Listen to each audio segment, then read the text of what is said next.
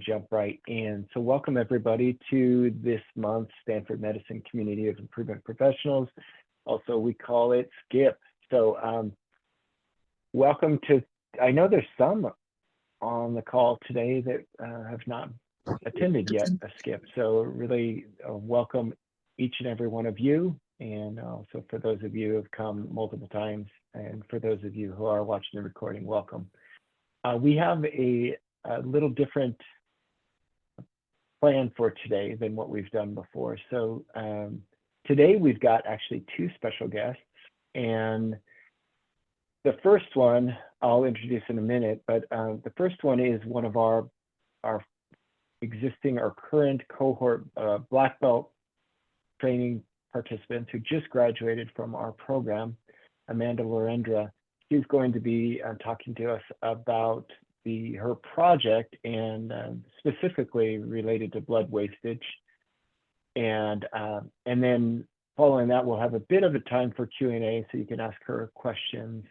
Then we're going to transition a bit, and we have Renee Gipson here going to be talking to us from Stanford Blood Bank, talking to us about what goes into giving blood and the act of giving blood. And following that, we're going to have some breakouts, and we're going to talk about whether or not you do give blood, why or why not.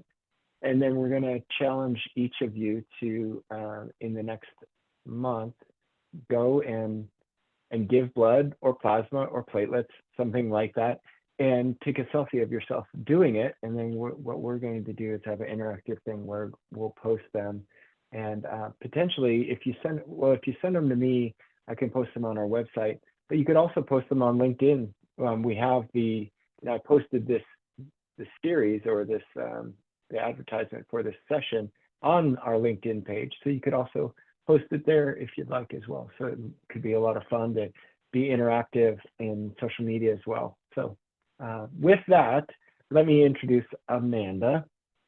So Amanda, like I said, just completed our black belt course, and our black belt course consists of 14 weeks of coursework, which also includes a healthcare related case study, about 2 to 3 hours of homework each week, followed by a written exam, and then completion of a full-size improvement project, which she'll be presenting.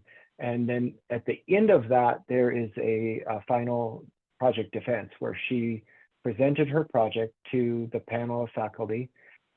Jakaria and I are two of the faculty members on that course.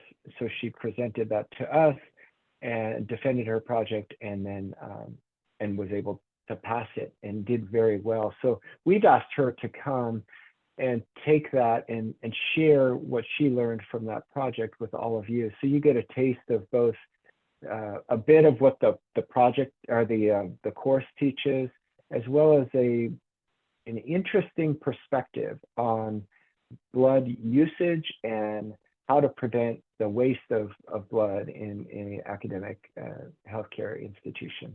So with that said, I'll go ahead and pass it to Amanda, and you can share your screen and get started. So Amanda, thanks. Thank you so much, Brian, for the introduction. Let me pull up my slides. I'm really excited to be here with you all. This is my first time joining, so thank you for having me. So like Brian said, I'm Amanda Lawrendra. I am a quality consultant with the Interventional Platform team. For those of you who don't know what Interventional Platform is, we have the operating rooms, the procedure rooms, pre and post-op, so we kind of roll all that up into Interventional Platform. So like Ryan said, over the last year, I had the privilege of joining the Black Belt course. It feels like I kind of worked on this for the entire year of 2023 in a way, because we started off with the course, and then we had the exam at the end of the course, and then I kind of jumped right into working on this project. I didn't have a lot of formal training on improvement principles myself. I didn't, go into quality improvement directly, knowing that that was what I wanted to do straight out of college. So I found the course really valuable. And if you have a chance to join, I highly recommend signing up. for a Black Belt course in the future. And I'm also happy to share my experience with anyone if they want to hear more about it too. So for my project, I did work on reducing blood product wastage in interventional platform. So interventional platform includes the 3 buildings on the main campus, which would be 300 Pasteur, 500 Pasteur, as well as the Lane Surgery Center. And so we've really focused on those locations because we don't really have a lot of blood product wastage in other areas of interventional platform. So first, when we looked at this project, we wanted to ask ourselves why this was a problem. So as you can probably guess, blood is a really precious resource. There are currently no other substitutions for blood transfusions, and the demand for blood actually outpaces the supply of donated blood. And then when we talk about donations, there are a lot of limitations that come with it that might exclude some people. So for example, there are some weight restrictions, you need to have good iron levels. I've been guilty of showing up to donate blood and my iron was too low, and so I wasn't able to donate blood. And of course, there's a time commitment as well. It's not like you stick a needle in, you get the blood, and then you walk away. You have to stay for a little bit of time. And then once we do receive the donated blood, there are storage parameters that vary for the different types of blood as well, which I'll get into later in the presentation. And then finally, when we throw out the donated blood, it does result in financial loss for the organization, which is not really something you really think about possibly when you think about something that's donated. But I'll also go into that into a little bit more detail. And then of course, just thinking from a patient perspective, this could also potentially affect patient care if we ever get to the point where there is a blood shortage. So taking that into consideration, as a team, we thought about who our customers were and what they want. We know that as a patient, for myself, I would want viable blood. I would want whatever blood they're transfusing into me, if I ever needed a transfusion, that it was safe to receive that blood. And then the OR staff want to make sure that the blood products are available when they actually need it, so they don't have to scramble and look for it. And then transfusion services wants to make sure that all of the unused blood products are at the correct temperature when they're returned. So moving on into our project goal, we wanted to reduce blood product wastage in interventional platform from our baseline of 7.3% to 5% or lower by August of 2023. Some of the potential solutions that we thought of to reach that goal included staff education, changing the workflow to remove the pneumatic tube system for transporting blood, and then ensuring that blood products are always stored properly. And in order to make sure we were reaching our goals, we planned on reviewing data from a couple of sources. One, we wanted to get data from transfusion services. Two, we wanted to make sure that we kept a pulse check on how we were performing, and we were able to do that by SCIP. For those of you who don't know what a SCIP is, it stands for Stanford Alert for Events. Basically, whenever there's an incident of blood wastage, the transfusion services team would actually enter in a SCIP, and then my team would be able to review that the next day. So we were getting kind of real-time feedback when there was blood wastage. And then, of course, we wanted to survey our staff members to see whether our interventions were having a positive effect on their workflow, basically just trying to see times and minutes for bringing the coolers to the front desk, which was part of our intervention, which I'll get into. So before we even started our interventions, we looked at our baseline data. So this visual shows the amount of unused blood product wastage by week. And unused blood products are those that made it into an operating room, for example. They didn't end up using it, they didn't transfuse it to a patient, so they wanted to send it back to the blood bank or transfusion services. And so that's what this data is looking at. So we saw that between the first week of 2022 through the first week of March 2023, we were wasting an average of 7.3% of blood weekly. And that averages out to about 27 units of blood that we were throwing away because we couldn't use it again. So then we thought, there's a lot of different blood products. Are we actually wasting all blood products equally? So we have 4 main types of blood products that we do see come in and out of the operating room. We actually completed this Pareto chart, and we can see very plainly that we actually waste the red blood cells and fresh frozen plasma, which are the first two columns on the left, more than the other blood products. And then interestingly enough, those two products actually need to stay cold. So they need to stay colder than room temperature, whereas the other two products needed to stay at room temperature. And so we immediately thought, okay, there's something different about the process for red blood cells and fresh frozen plasma, which is causing us to throw away more of those units than the others. We did run a capability study on our baseline process. We used 5% as our upper spec limit. And with this baseline data, we saw that the weekly blood product wastage of 5% or less, again, that was our goal, this only occurs 24% of the time. So that's not very great.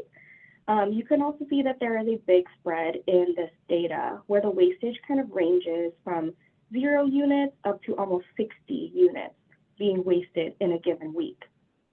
And so we wanted to tighten up that process. Next, we explored why we actually have a blood wastage problem. We moved into this phase and started looking at cause and effects. So basically, we kind of listed out different potential causes to our problem into 6 categories. So people, materials, measurement, etc. Some of the areas we focused in on are boxed here. So first, the anesthesiologist team actually let us know that they've never received training on how to store the fresh frozen plasma as well as the red blood cells in the OR coolers. And just keep in mind, those two products are the ones that have to stay cool. The staff were also telling us that our P-tube system is not a reliable transportation mode. So the current process before we started our interventions was to send any unused blood products back to transfusion services through the P-tube system. Those P-tube stations are outside of every operating room, so they can walk outside of the room, put the blood product in a canister, and hit a button to send it to transfusion services. But they were telling us that that was not a reliable means.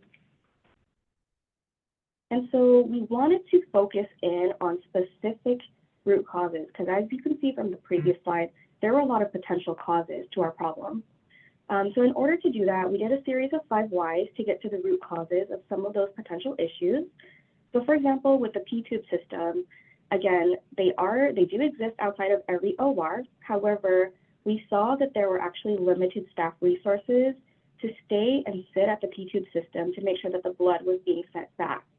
Some of the issues that came up with the P-tube was that we can't actually send blood units with a cooler or ice packs.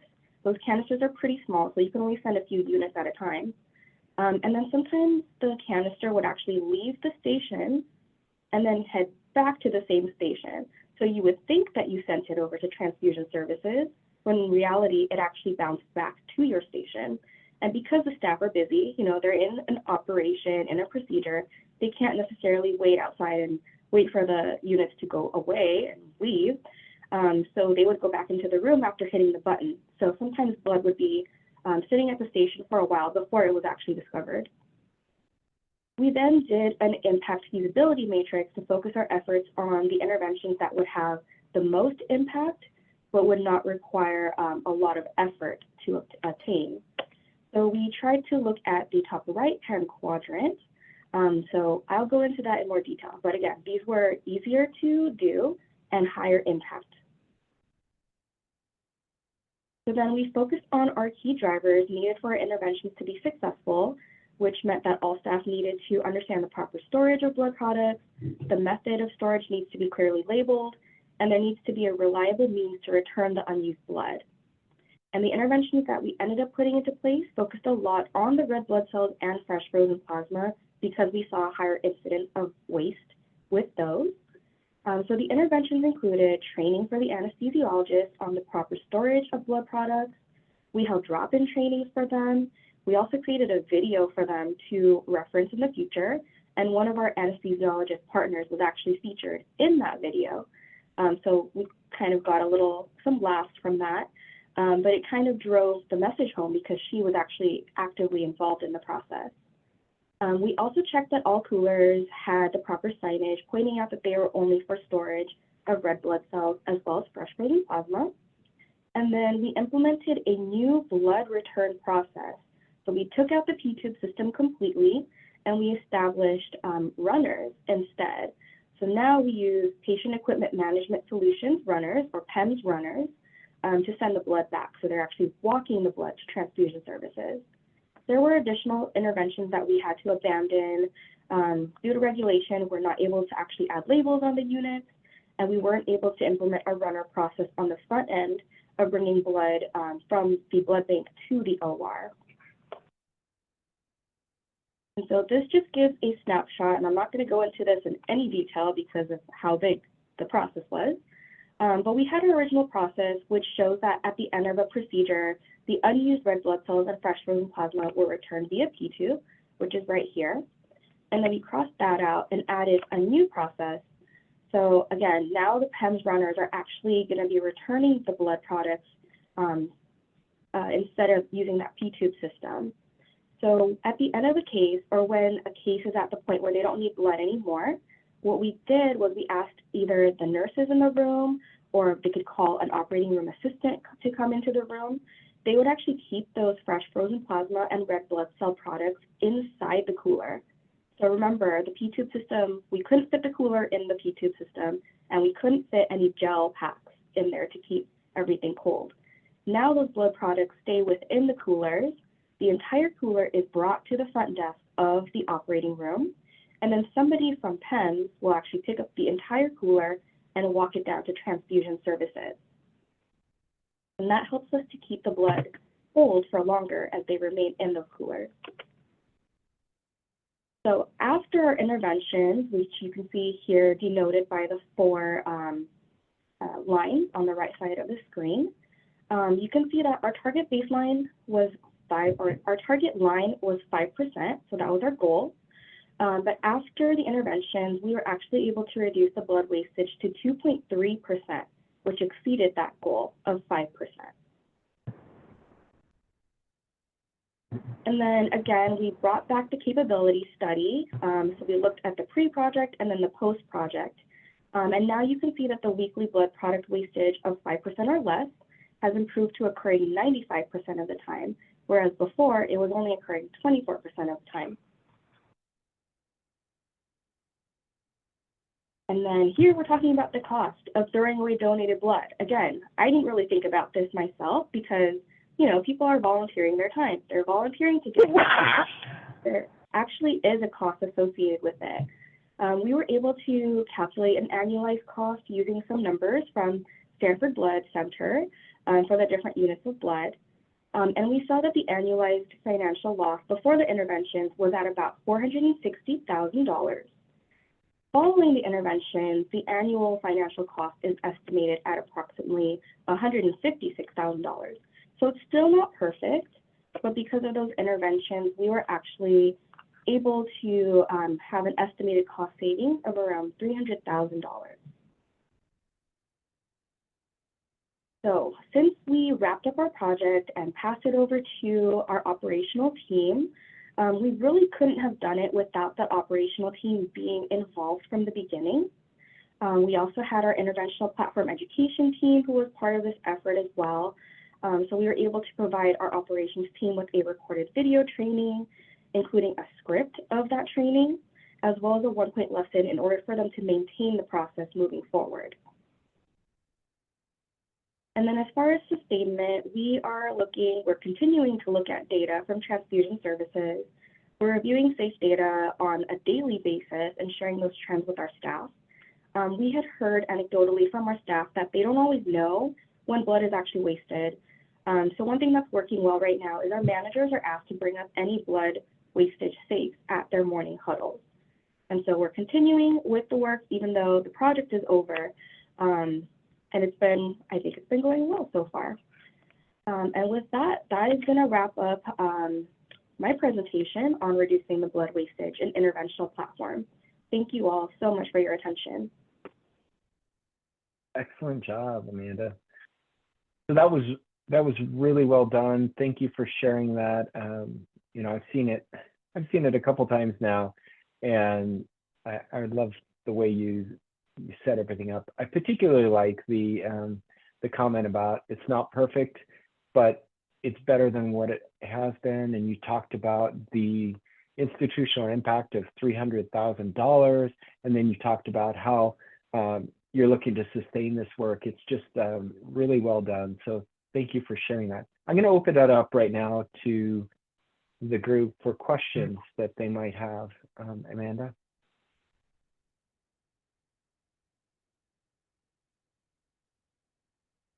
Anyone?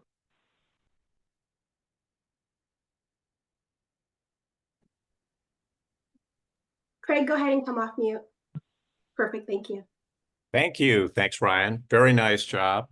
Question, as you look forward, I'm wondering if it might be of interest to you to do a study of the returned blood and to see if there are certain procedures or surgeons that are having that issue of where they have ordered blood, but they didn't need it. So in other words, it's an examination of the process of a clinician or surgeon ordering blood, ordering a certain amount, and then deciding that they don't need it, and looking at whether or not one can improve the accuracy of that process, or to identify certain procedures where there is a higher likelihood of this event occurring, and then to further intensify your efforts on those procedures themselves as opposed to everybody. Yeah, thank you so much. I really appreciate that comment. We are trying to look into starting a blood wastage committee of some sort, and I think you hit the nail on the head that it's probably not, across the board. The wastage is probably not the same across the board for all service lines. There are definitely some procedures which probably have a higher likelihood of needing blood compared to others, and I think that's a great suggestion of looking at that more closely. Thank you. It's great, Craig. I do know for certain that some of the anesthesiologists have been looking at exactly what you just mentioned. It's a little touchier, going into physician by physician, but it's certainly something that they're looking at, and I agree. I think that would be a logical next step. So yeah, perfect. Awesome.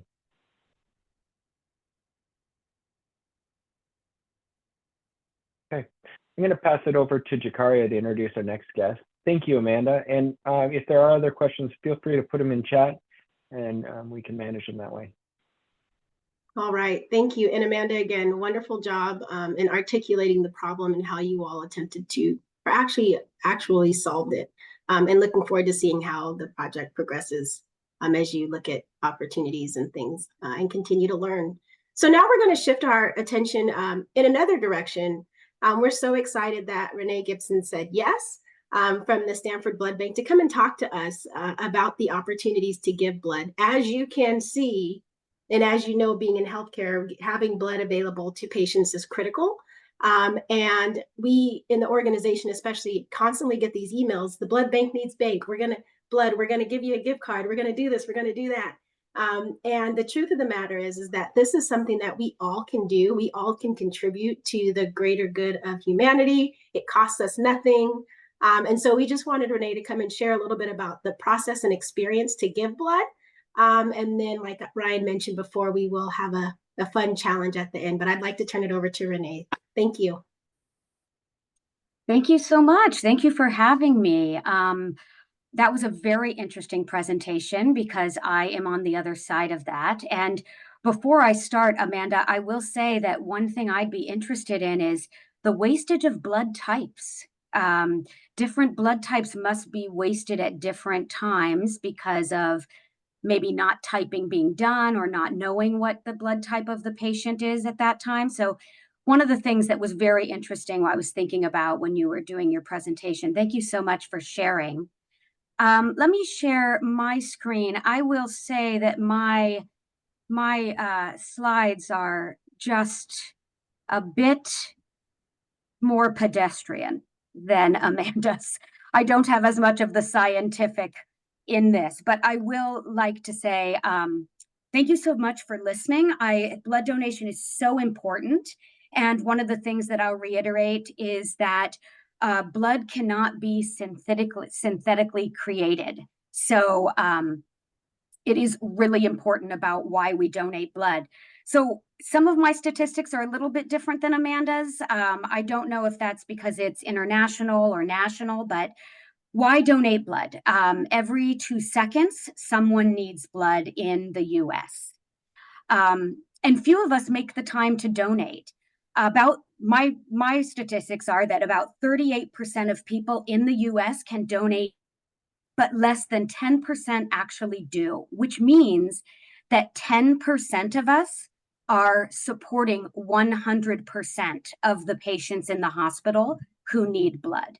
And that is a really striking statistic. Another thing is your donation goes further than you think. If you come and donate 1 unit of whole blood, it can be manufactured into 3 products, whole blood, red cells, plasma, and cryo, and those can be used to save 3 different lives.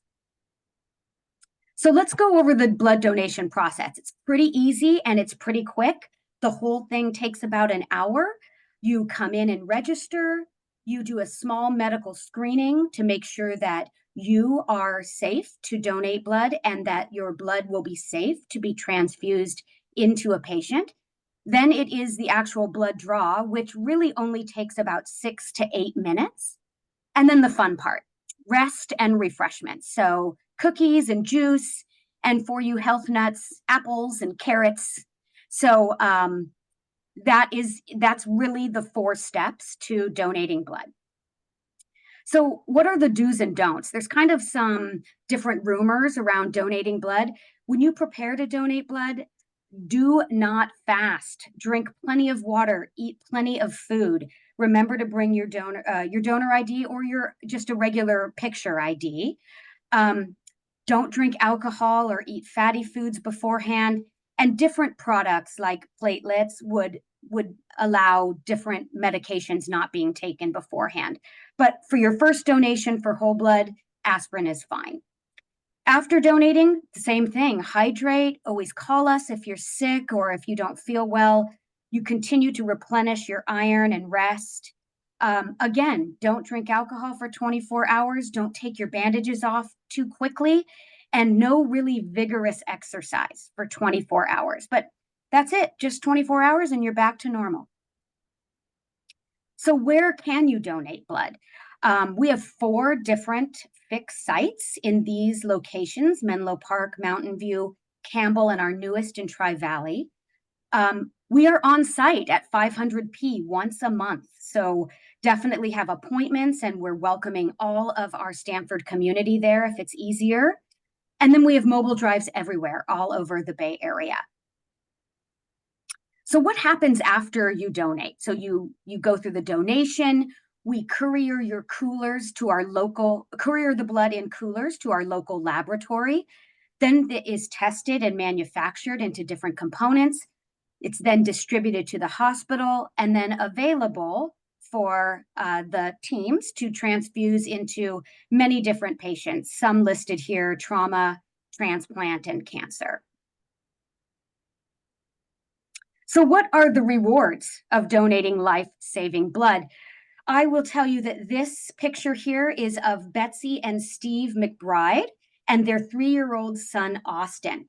When Austin was in and out of the doctor's office for a few weeks, everyone suspected an antibiotic-resistant ear or sinus infection. But after some unusual symptoms, a CT scan showed that Austin had a tumor pressing up against his brain. 2 days later, Austin was diagnosed with stage 4 Burkitt's lymphoma. Throughout his treatment, Austin received 15 blood transfusions of red cells and 9 platelet transfusions, all courtesy of Stanford Blood Center donors. And today, Austin is a happy, healthy, cancer-free 11-year-old. So always the best feeling and rewarding feeling when you know that you are helping those in your community and helping everyone to have a longer, better life and saving lives with us. So I wanted to just thank everyone for having me. I know that was a short presentation, but blood donation is so important. We would love to partner with all of you for you to be advocates of blood donation. And if I can answer any questions or help out in any other way, please don't hesitate to let me know. Here's my contact information, and then, of course, our website where anyone can make appointments for any blood donation. Thank you. Thank you, Renee. And Lisa had commented, yes, the volunteers are wonderful. They are just a delight. They make sure you're comfortable. They make sure you get your snacks, and that if you have questions, just so knowledgeable. So thank you for sharing that. Are there any, oh, Lisa, perfect. You've got a question or comment. Yeah, let's see if I lower my hand here. Great. So I when we get in the breakouts, I will just blather on as long as anyone would let me about what a fan I am of blood donations and Stanford Blood Bank in particular. So Renee, I just wanted to offer for you and for Amanda, we'd be happy to feature Amanda's project in the SMCI newsletter. And we could do that as early as February. So just Terry Ard, who's on the call, we're happy to help you do that and facilitate that for you, because I just am a huge fan of the work you do and the improvements that you've made, and happy to support it any way that I personally can. Perfect. Thank you. And that's the power of our community, right? We learn from each other, we teach each other, but we also support and get behind things that are important for our community. So thank you, Lisa, for offering that, and Terry. Any other questions for Renee?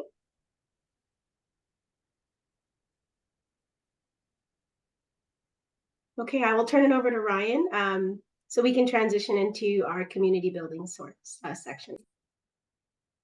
Okay, all right. So what I've done is I've put in the link to our mural page in the chat. What I'm also going to do, just to orient everybody, I'm going to go ahead and share my screen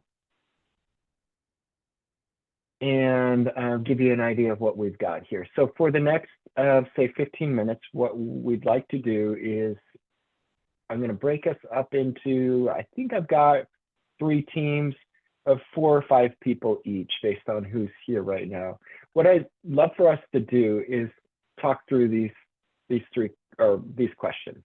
Really, it's only really one question, but this is our chance. So for those of you who are new to our group, every month when we get together, what we do is we have certainly a presentation like what we've done, we talk about it, but then we have a chance to connect with one another. We believe that this community of improvement professionals is unique, and we really believe part of the power of this group is connecting with one another, building relationships amongst other improvers, so that we can help each other along our journey, so that when we do, say, maybe cross-platform work across the institution at Stanford, that we're able to already start not even having to build those relationships because we already have them, but also even beyond Stanford, we know that there's individuals that are part of this community that are outside of Stanford who may have taken a course with us, like our advanced course in improvement science or the black belt course or some others.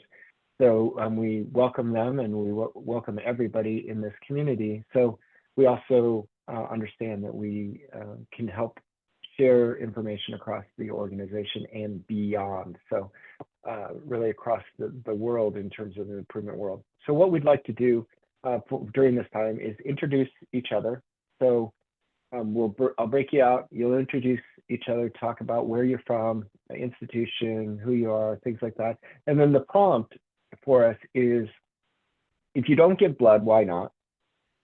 And if you do, how long have you given blood and how often? And love to hear stories about that. So you saw both of those presentations, and I think one of the things that to me really spoke loudly of both presentations that were shared is the power in them was the story. So when you heard from both, I think what probably tugged on your heartstrings is the story, especially the last one with the young boy. Hearing that allows a message or some kind of a the underlying story to really come to life. Now it's personal. So with each of these, I'd love you to tell your story. If you don't give blood, maybe you're fearful of it. Maybe you had a bad experience. If you do, maybe you were motivated by a particular situation. I know I was. So love for you to talk about that. And then we have a challenge. The challenge is that you would go give blood in this next month, that you would take a selfie while you're doing it. That might be a lot to ask, but, or have someone take it of you, and then send it to me and or post it to our LinkedIn page. And even better, pick an accountability partner from the group to hold you accountable to it, and maybe even go together to it. So anyway, and because we know that not everyone is in the Palo Alto area, or even where the Stanford Blood Center has affiliation. So some of us are located outside of those areas. So maybe it's more of a virtual thing, but we don't care where you do it to some degree, so long as you're motivated to get blood. Anyway, so that's that. Any questions before we jump in? Okay. All right. So what I'm going to do is I'm going to go ahead and open the rooms now. And I may have to rearrange slightly based on who's still here, but get ready. And if you have the mural up, use it. And you can also post your comments on there. So here we go.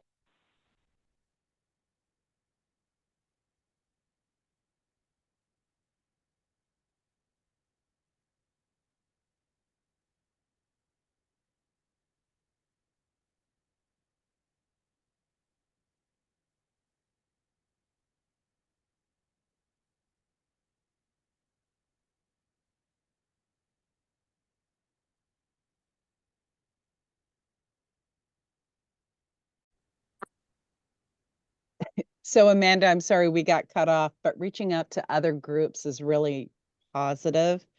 And, that's the importance of improvement work is, yes, it's good in one department, but seeing it spread throughout other departments, it really does help an organization. So that's fantastic.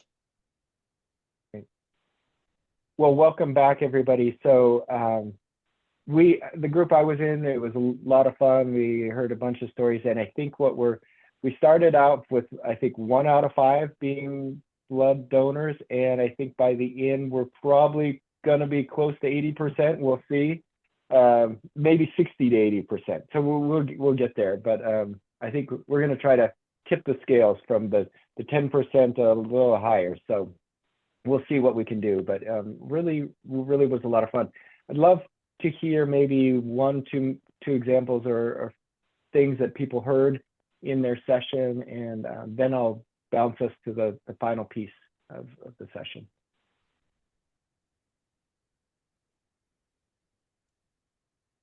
So our group's being quiet, but I will say we had wonderful stories about why folks give, and stories about the opportunity to actually learn about your body. Michelle had mentioned that, people go and they don't know that they have iron deficiencies or other things. And so not only is an opportunity to give back to the community, but also get your health in check, right? So there's many reasons why people can't donate, but we are definitely going to increase those numbers. And Terry mentioned if you can't, take somebody, she takes her strapping young men and they donate. And because they're younger, I learned, and the boys and the blood flows more, they actually get 2 bags out of them instead of 1, right? So take some folks, let them have an impact. And our group was just amazing. I'm inspired by everybody that was there. I think this was a lot of fun. I really enjoyed it. I like the challenge. We have, I hope that some of you picked accountability buddies. I have 2, so you know who you are, so we'll be checking in. And then the third, we'll be checking in later. So we'll get there. But yeah, really fun. Really enjoyed this. I think this format was nice. So now it's your turn to provide your feedback. We would really value you giving us feedback on the format, on the day, the topic, the concept that we're after. So I'm going to go ahead and post the mural again. You all have it, but I'm going to post it again just in case you lost it. And what I'd like for you to do is go down to the bottom of the mural page, and I'd love for you to double click in the areas of I like, I wish, I wonder at the very bottom, and provide us some feedback. So I'd love to know what you liked, what you wish we might have discussed or might have talked about, and then wonder would be, hey, I wonder if we could do X, Y, or Z, or I wonder if we could do the same concept with, I don't know, something else. So if you would just take the remaining time that we have, so we've got 3 minutes, you would take just a few minutes, give us some feedback. We would love to hear from you. And with that, I'm going to stop the recording, but continue to do that.